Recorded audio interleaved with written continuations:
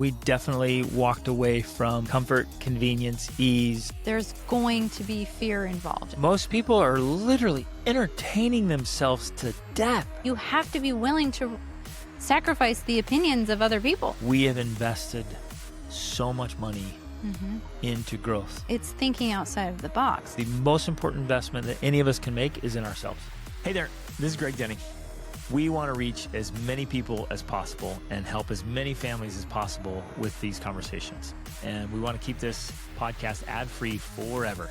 You can help us do that by subscribing on Spotify or Apple Podcasts or wherever you listen, your favorite platform, and on YouTube. And leave a quick review and share your favorite episodes with friends and family. It makes a big difference.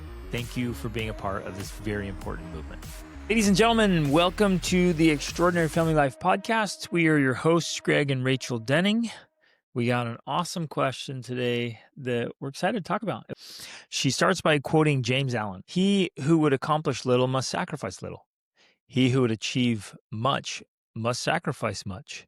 He who would attain highly must sacrifice greatly. And I guess here's one of the things that is so important. It's hard to consider it a sacrifice if what you get back is more than what you gave. So here's the question. In line with this quote, what would you say are some sacrifices that you and Rachel have made to achieve the life you live now? Then as a follow-up question, what advice would you give to people in order to overcome the fear of loss or sacrifice for something better? That's insightful. Because you're right. Yeah. We get into our own heads and the fear of loss, the fear of failure, like what if I sacrifice this thing and it doesn't work out? Right. Right? That's super scary. Or I'm going to make the sacrifice and I'm hoping it's something better, but what if it's not? Right? So let's start with question number one. What have we sacrificed to be able to achieve the life we live now? And so the initial sort of response that you kind of hinted at first was kind of like, well, wow, everything we have sacrificed has been infinitely worth it. So from where we are at this moment, it doesn't feel like a sacrifice. Exactly. I think that's so important. Yeah. Having gone through it, I look at people and I'm like, guys, it's easy. Like, why are you not willing to give this up? It's so worth it. But I do recall that on the other side of it, it felt like a huge deal. It felt like the biggest impossibility ever. But I do know that for many people, that's simply just this huge leap of faith. It's this huge unknown. Well, it's just a really big barrier. Would it be worth it? So difficult. Yeah. For me to completely eliminate all processed foods or whatever, it just seems like so unreasonable. Let's start there. That's probably not what people would expect. Like they say, okay, Dennings, what did you sacrifice greatly to achieve highly? And we start with, well, junk food and highly processed food and garbage. Like, yeah, that is funny. People don't think we would give that answer, but yet that is definitely a huge, absolutely fundamental key element of it. Because as you always love to emphasize, your body is the vehicle for experiencing life. And so our bodies are the vehicles for experiencing our extraordinary life. And as a result, we had to sacrifice foods that did not help us optimize our bodies so that we have the energy, the motivation, the ability to be able to live the life that we want to live. One of the things we had to sacrifice was this life of comfort and ease where the hardest thing you do is not that hard, and then you come home and watch Netflix. Yeah. We had to sacrifice that. We don't do that. That's not our life. Our life is very busy. We are extremely highly productive. But that's because we're intentionally doing things all day long to be productive. And yet we also have a comfortable life. Yeah, right. That's why it could be misinterpreted because it's not like we have an uncomfortable, miserable life. We have a great life. A lot of people, like their only pursuit in life, and they may not even say this cognitively, like my pursuit is comfort. They wouldn't. But what they end up doing is everything in their life is for more comfort, more convenience, more ease.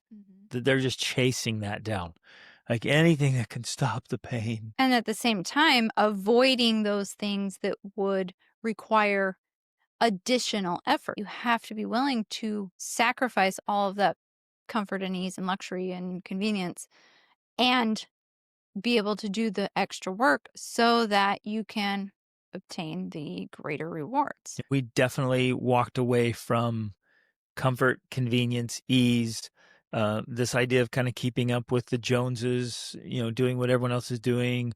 We totally set aside for years the nice house and the nice car and those kind of things. If we had pursued owning lots of stuff and things, furniture and decorations and all the bling bling and whatever, we might have attained all that. And then we for sure would have missed out on all the memories and adventures and all the great things And and the growth. experiences and the growth. Yes, we would have sacrificed the growth for stuff.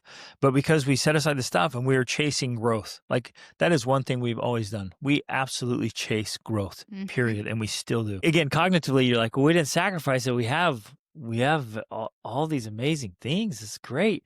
But we did have to sacrifice them. When we didn't have Yeah, them.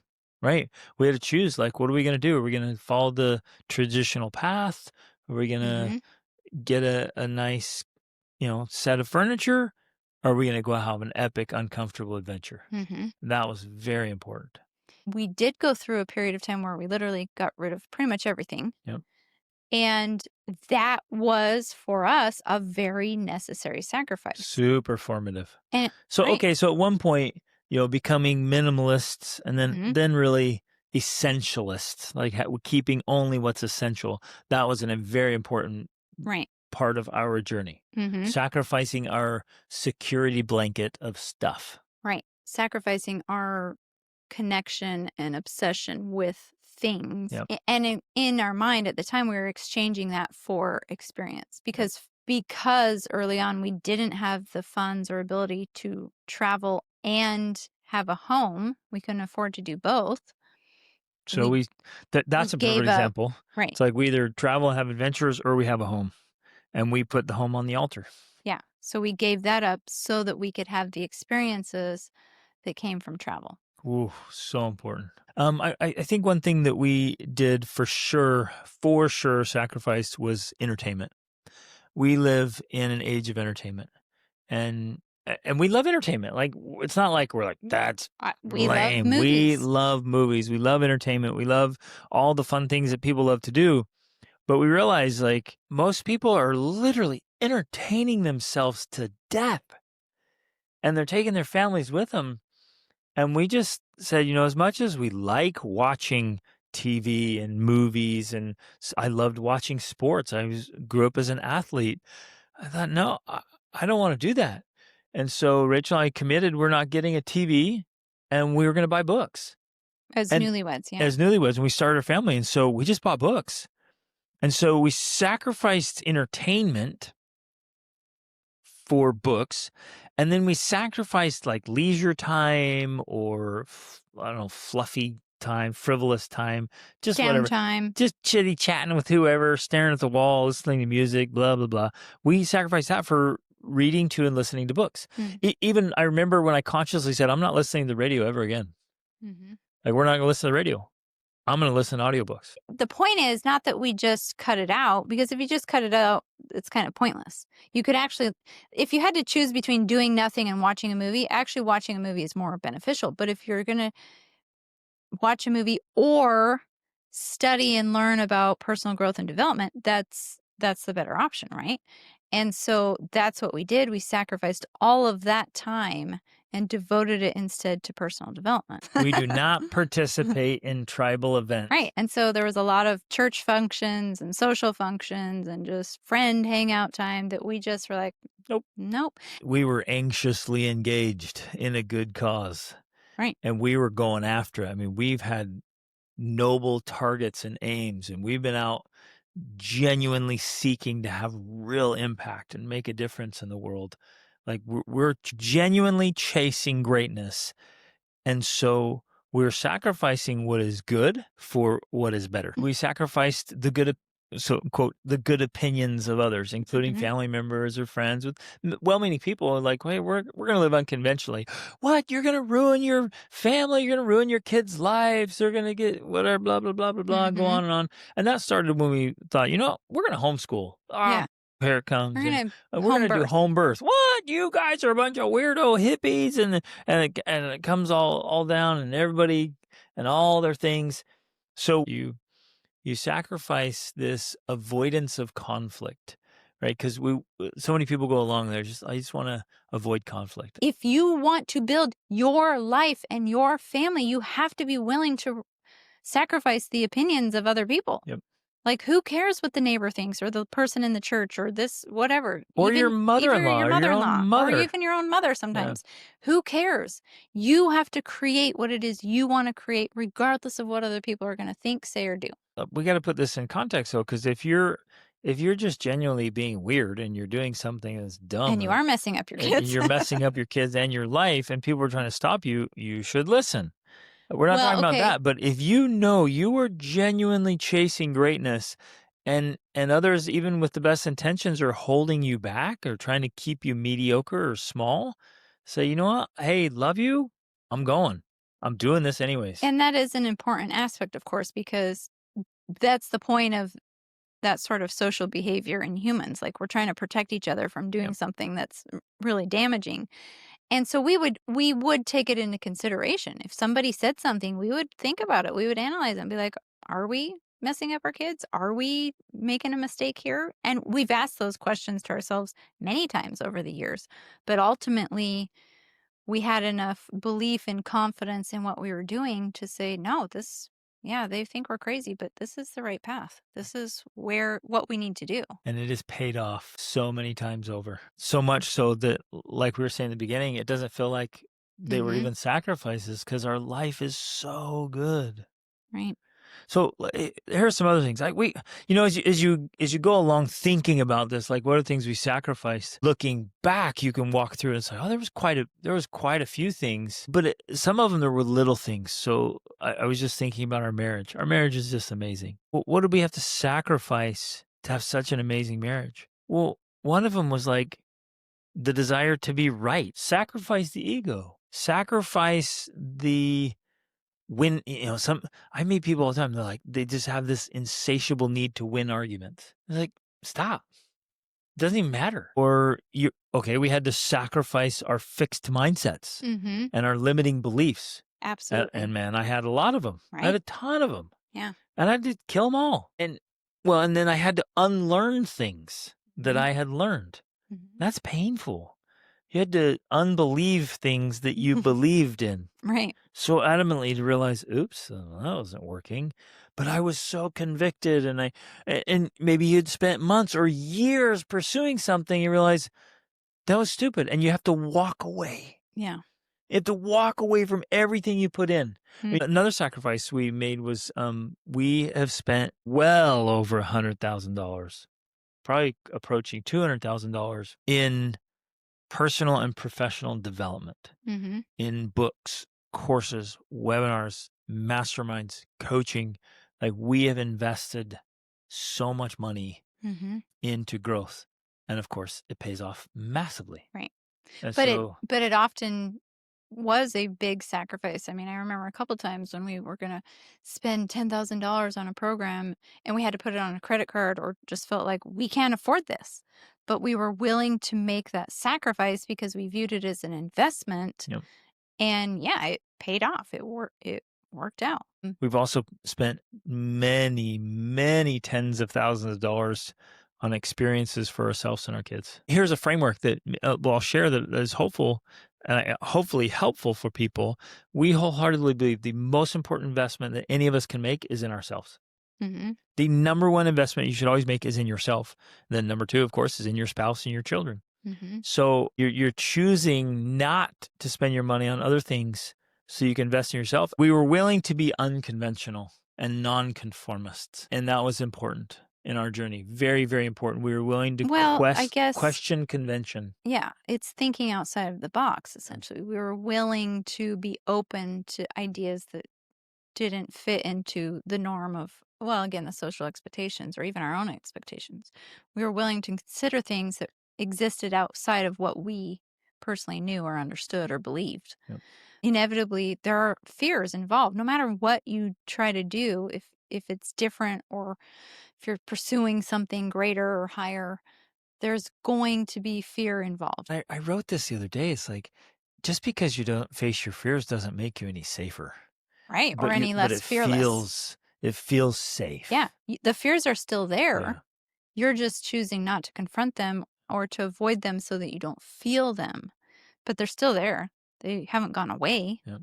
So it's being willing to engage in that process. But then the other thing too is we, I guess, sacrificed our need to look successful at all times Mm-hmm. and to be willing to fail or to fall on our face or to make mistakes, which we did plenty of times and which is very painful. And people were like, ha, told you so, Told you so, sucker. right? And we had to face that. But we were willing to engage in that process because we knew that failure is fertilizer and failure helps to move you forward. And you only are a failure if you choose to give up and not keep trying. Yep. And so we had to be willing to do that and then to get up and keep trying after we failed. Yes, yes, yes. We could have played it safe. Yeah. And we could have followed the conventional path and we could have looked like successes the entire way. Right. We could have just followed this along and everyone's looking like, wow, you guys are doing it right. Everything's working out. Wow, you're just the little model family and nothing goes wrong in your world. And we're like, forget that crap. Let's jump off this cliff and see if we splat. That's especially true because I think we did have initial success early on. You got hired in a very prestigious position that was coveted by many other people. Very hard to get in. It had great, hard to get in. It had great benefits. It kind of put you at the top of this hierarchy of importance. That's how we started. We chose to give that up to pursue a more unconventional path. And then that one was pivotal because they were like, if you walk out the door, you can't come back. There's no like rehire. They tried to persuade me not to leave. Right. And they said, if you leave, the door closes behind you. But that, I was like, oh. A similar thing happened at least 3 or 4 more times. There were at least 2 other positions you were offered that were over $100,000 a month base salary. Plus commissions. Plus all the commissions and the benefits, which I again, knew I would have crushed it.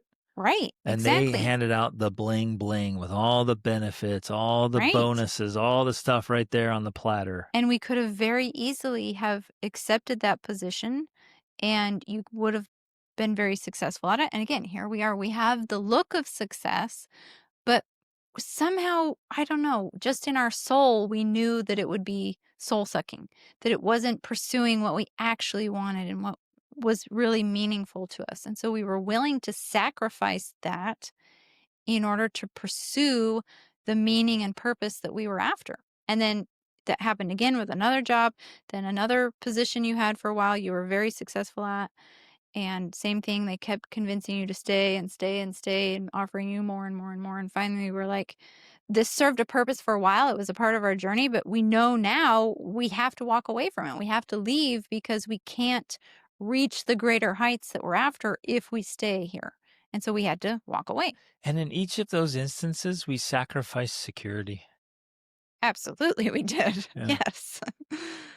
Yeah. In fact, in every one of those, there was money and benefits all right there. And we're like, no, we're going to go for. We'll choose to be broke. Yeah, like right. we chose like this vow of poverty. I know. Because we're like, no, this is more where we want to go. It's insane. It's crazy. And that's where the challenge is because ultimately you have to be kind of in tune with the cliche following your heart thing because that's really what has to guide you. Like that has to be the guiding force that leads you to reaching your full potential. And as long as you continue to ignore that, that's when you end up in these situations which are less than ideal, less than what you really want from your life. Yeah, and that's like you referenced the soul sucking part of it. You're just like, okay, I'm checking all the boxes. Yeah, I'm got doing the nice all house. the things. Really, my life sucks. Mm-hmm. It feels like a void. My life is empty. I don't like I'm all not the fulfilled. Not most happy. of my life. I don't like, Right. but I'm on successful. paper. I'm successful. Right. I've done all the things. Yeah. And so we're the opposite. We're like, we didn't do any of the things. Well, and on paper, we may not look successful. Yeah. You know what I mean? I think where people are going to struggle is that they want to, and we get to see it. You and I get to see it every day. We're working with people. they don't want to step away from The known. yep, you're right. What's known, what's familiar. They don't want to step away from what we call the herd, what everybody else is doing. It's like, well, they're doing all this stuff. Like, I need to follow along. So I think if we break it down to a daily or a weekly thing, then maybe people will look at it and still see that like, there's sacrifices, so to speak, that we're making every day. It's like we get up in the morning and we go into our morning routines. So we're not checking our messages, we're not jumping on social media, we're not, you know, getting up entertaining ourselves. We're not getting out of bed and going to the donut shop. I mean, so some people Or look at to our lives. school or Yeah, to we're not work. running to school or work, or like we're not doing that. We get up and we make our mornings. They're slow mornings. They're beautiful, peaceful mornings. We Intentional. we nourish our mind, body, and spirit every morning. Mm-hmm. I know some people would look at that and be like, oh, it's so hard, Dennings. How do you not wake up and check social media first thing and then go for a donut? Like, so, I mean, maybe some people would still see that as a sacrifice, but I can't see it as a sacrifice because it's so much better. Mm-hmm. Our life is so much better without the trash. It's amazing. And so then we do work that matters. We Maybe that's a work out sacrifice. and spend time as a family in the morning. Yep. Yesterday we went running and walking at the cliffs and then working out in the gym together. Yep. I mean, And we work out hard. we spend all day, every day together. Yep. Working, playing, eating, laughing, Studying. doing school, Yep. doing work all day, every day. That's our life. And it's such an amazing, incredible, joyful way to live, especially when you like each other and you get along and you have fun together and, there's no fighting, there's no arguing or disagreements or ugliness. It's just love and peace and joy. Now, and this is not to paint some perfect picture because there's still frustrations and irritate. Our son's working on remodeling or fixing up a defender. There's irritation involved with that, right? Like there's frustration of this thing or this part is delayed or whatever. So there's still life and it's irritations, but I think the image that comes to my mind is kind of like there's the ocean and maybe the waves on top get ruffled, but below it there's still the depth Deep of peace. peace. Yeah. That's underlying all of this. Especially when it's connected to a deep sense of meaning and purpose. Part of our life is filled with meaning and purpose. There's nothing that we do. And sometimes I think people don't fully realize this. We've been so deliberate about intentionally orchestrating our lives.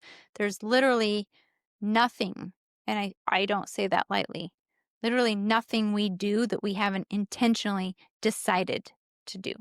And I would say boldly, there is nothing in our life that we don't want here. Right. There's nothing in our life that we don't want as a part of our life. And that's including people and circumstances Right. or whatever. Like anything's like, oh, no, that's toxic. That's off. That's it's out, gone. Yeah. Like and so maybe that's the sacrifice there of like, oh, we put all kinds of things, anything is on the chopping block if it comes in and disturbs the dream life we're living. Right. Here's a couple little things I think that we had to sacrifice. We had to sacrifice sarcasm. I was very sarcastic and very, I love to tease, and I realized that's not helpful. And we still do a lot of teasing, but it's bantering. It's a We have some playful teasing. bantering. It's not sarcasm. It's not hurtful. So insulting, gone. Mm-hmm. Mockery, making fun of people where it like kind of hurts and everyone laughs but it kind of hurts, gone. My temper. I had a crazy temper. I was very angry. That had to be sacrificed on the altar. I'm like, that sucker is gone.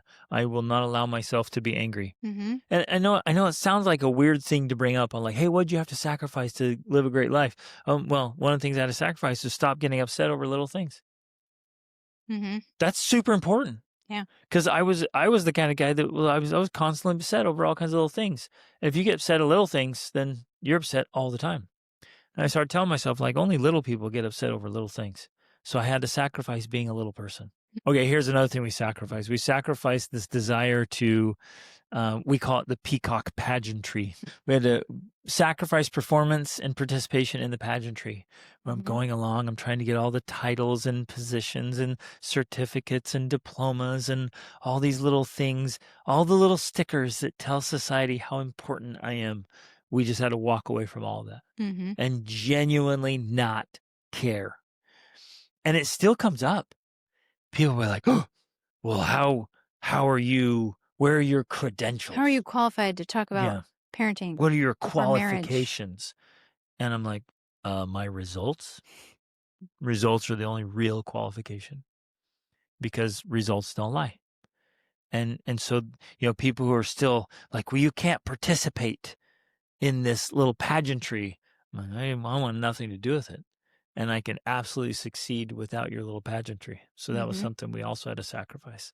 Mm-hmm. Walk away from the pageantry. Check out and do your own thing.